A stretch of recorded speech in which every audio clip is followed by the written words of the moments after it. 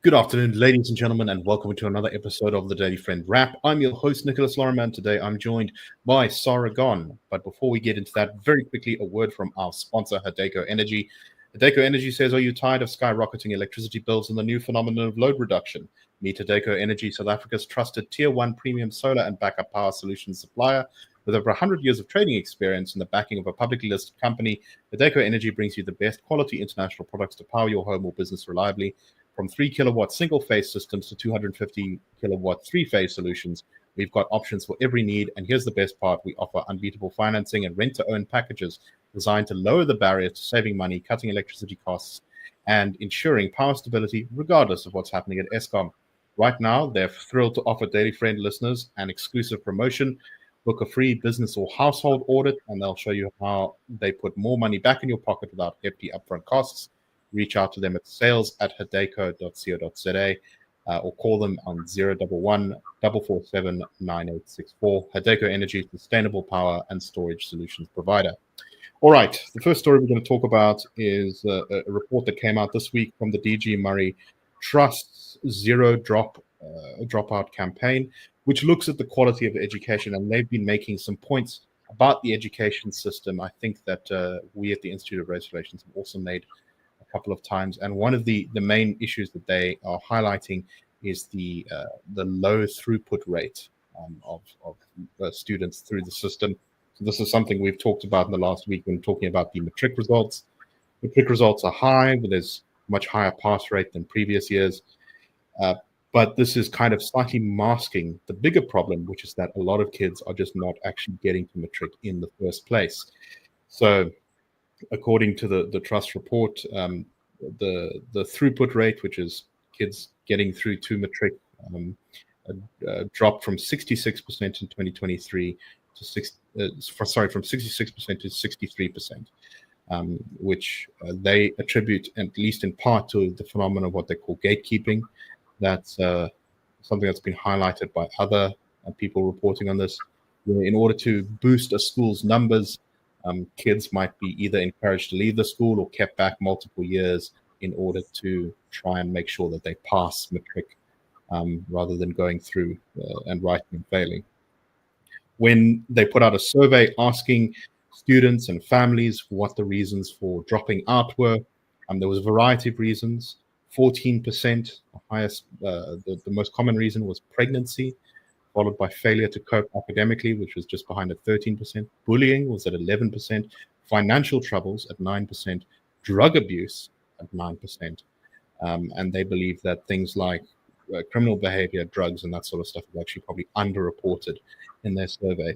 And Sara, this is, I think, the kind of core of the problem here. And what's sort of terrifying about this is pregnancy and failing to cope academically should not really be reasons why we should be seeing students drop out of school, I don't think. And yet those seem to be the most common reasons. What should government be doing to try and solve this, apart from privatizing? Well, there's always been a problem with the fact that there is still a stigma attached to teenage pregnancies, which of course is the most vile thing imaginable, because the people with the least power in the situation are the girls who get who are impregnated. So I think what really has to happen is that the government has to rethink an entire campaign about the fact that a girl who's pregnant at the age of 16 or lower has been statutorily raped, but we would require more of our police services and in that regard. And it's also, a whole campaign about girls' rights and not being essentially trafficked by desperately poor families. Those are some of the issues. That's on the one hand. On the failure to, of kids struggling. I mean, there was a report about an Eastern Cape primary school where kids cannot write their name by grade 3 and can't read for meaning by grade 8. So they do not get through high school. And that suggests that, and in that particular case, it was, as one suspected, lazy, what they refer to as lazy teachers, or just teachers who are not teaching at all. So I think the reality is that the real problems, the major problems, if they are as cited, just require a huge overhaul in every respect. Issue with drugs, etc., more difficult because we know that those are the ills that society throws up. But in every respect, the government is failing on the first two. No, I definitely agree. Just because you're pregnant doesn't mean that you shouldn't be able to write your matric exams. And I think that, and the reason I say privatization would help is if parents were able to choose low-cost private schools, in this case, probably through a school voucher program, where government would provide the resources for them to go to low-cost private schools, you would be able to get more attention paid to individual students. You would have more leeway given for students to, write an exam if they're pregnant, for example. And I've heard many stories of sometimes the staff at schools actually being the main barrier to entry here, basically not allowing students or quarantining them off, or being like very aggressive with pregnant students, basically trying to hide them, thinking that it's sort of embarrassing for the school. The drug problem, I think, is something, as you say, it's just one of those issues that societies have, especially ones that have the problems that we have: poverty, family dysfunction, all those kind of things. But I do think that this is an issue that is perhaps not talked about as much as it should be in South Africa, and it's the very wide scale of drug abuse, particularly in very poor communities. Every poor community knows about the scale of niope abuse, for example, which runs rampant, and I suspect that that's probably the main driver between the drug abuse dropouts.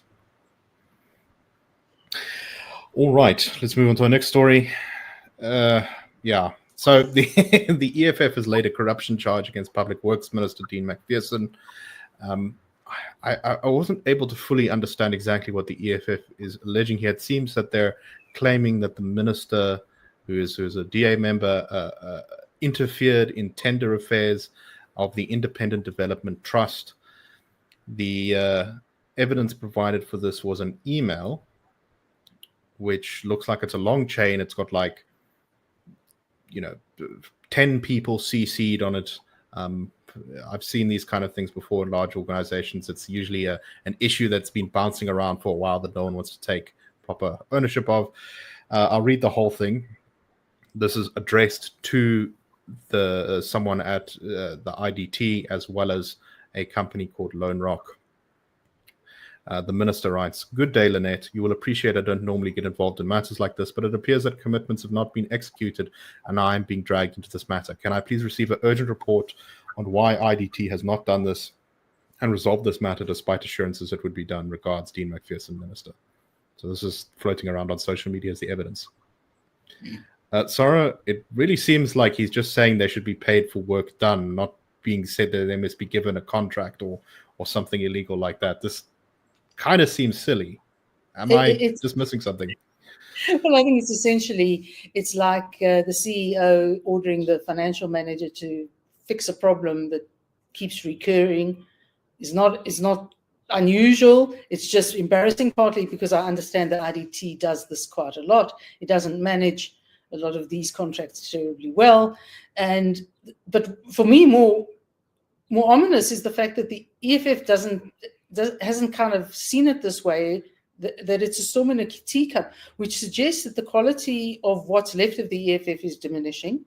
And presumably the EFF is just, it's part of its slide into irrelevance, because, just a quick look at that letter. I mean, the tone of it we've all seen before. I think it could be a great embarrassment to the EFF in the long run. And the subject line is Waterkloof Air Force Base contractors demand for payment in return of the performance guarantee. Yeah. Anyway, do what you promise, and we'll pay you. Okay, last story, and this is actually quite a sweet story. A woman, a mother who lives in Pretoria, who I think it's her youngest child, a child named Tabang, was looking to be placed in schools. She applied to a number of schools to have him placed, government schools, and he didn't get placed in any of them. She then put in the name of another school, and he was eventually placed there. It was quite close. It seemed like it was all right, but then it became apparent that there was an issue. This is from reporting by the Daily Maverick. Apparently, the school was an entirely Afrikaans medium school. And the issue here is that neither she nor the father of the young boy speaks Afrikaans at all. She says she speaks Venda. His father is Sotho. He understands a little bit of Sotho, but when it comes to Tshivenda, he can't understand a single word. And he basically only speaks English. So she was very worried that this was, going to basically ruin her child's education, at least until they could get him moved. And she put up a TikTok video basically complaining about this, saying he's enrolled in an Afrikaans school, not an Afrikaans school to say that they can teach in English. No, they teach all subjects in Afrikaans except English itself. The child only speaks English. It's Monday. There's nowhere else the department has placed us except the school. So I'm seated here with a problem that I don't know how it's going to be resolved. Kind of the usual social media post anyone might make in a situation like that. Well, it kind of went a bit viral. There was the usual sort of suspects of people saying, oh, you see, this is why we must abolish Afrikaans schools, or people getting angry at the department saying the child should never have been placed in a school that he wasn't able to learn at. But a lot of Afrikaans speaking South Africans came forward to offer support. One commenter reported in the story here saying, Mommy, you've got this. Many Afrikaners are following you and you have our full support. Sterkte. And when she attended a parents' evening, she live streamed it to TikTok, and Afrikaans speakers in the comments would translate what was being said at the meeting for her benefit. The Department of Education, seeing this go viral, offered to basically help move the kid to another school, but she said that she thinks actually this would be better, or that she's going to try and embrace it. She said, yes, we're not happy, but we're trying to be strong as a family, trying to embrace the diversity within South African schools, and all languages are unique. I'm so grateful to the Afrikaans community and all unique South Africans who are vying to help us. Some of them, they've already started to say they want to send textbooks that their children use. Some of them have already sent links where I should buy the ebooks I should use. We've got several tutors. Everyone is helping. I have enrolled myself for Afrikaans lessons, and it's going well. I can hear some words because I did Afrikaans a little bit. I was in primary school. I just cannot help our child with his homework. I need to learn to be on this journey with him. I don't want to go through this alone, depending mostly on tutors and aftercare for homework assistance. So, interesting and little story. Basically, the wheels of bureaucracy were going to make life difficult for this family, and it looks like ordinary South Africans stepped up to help solve the problem. What do you make of this story, Sara? I actually think it's a very sweet story, because on the one hand, it highlights a lot of the problems in facing parents putting their children into education in this country. But the fact that she has received the support and she's decided to essentially take up the offers of assistance, I think will ultimately actually probably serve very well, in that he's young, so he'll probably grasp the language fairly quickly, particularly if people do provide some of the support they've offered, and there's no reason to think that they won't. And in the long run, he'll probably get a very fine education. And certainly for primary school, if as often people do, is they go to an English medium school for high school, but it may be the answer, and it reflects well on the kindness, I think, of South Africans, and makes up for a lot of the gaps in the formal state system. No, exactly, well said. And I do feel like maybe there might be an aspect to this about the placement system itself. There's complaints every single year about problems with the placement system. Sometimes I think there's just lack of capacity for people to be placed in schools they want to go to. But I think there's other issues as well. Maybe the process should be more simplified, easier for people to do. I think there's a mistake like this doesn't seem like it should happen basically ever. It's one thing sending your kid to an Afrikaans medium school because you think it's a better school and saying, well, it's fine, we'll just learn the language. It's another thing to accidentally do that, which I think, department officials should have a way, or the system should have a way of kind of preventing that sort of thing. But anyway, as you said, very sweet story. Okay, that's all the time we have for today. We hope you found the show interesting. If you do enjoy us, please leave us positive reviews. Please give us likes. Please give us subscribes. All those things that everyone is supposed to do in the modern media age. We will see you tomorrow. Cheers, everyone. That's a wrap. The Daily Friend Show and The Daily Friend are a project of the Institute of Race Relations, the IRR. The IRR is a think tank which was founded in 1929 to study race relations in South Africa and works to change government policy to improve race relations through non-racialism and to ensure the prosperity of all South Africans. If you like our work and would like to support us, please go to irr.org.za and click Support the IRR, or you can go to thedailyfriend.co.za and click the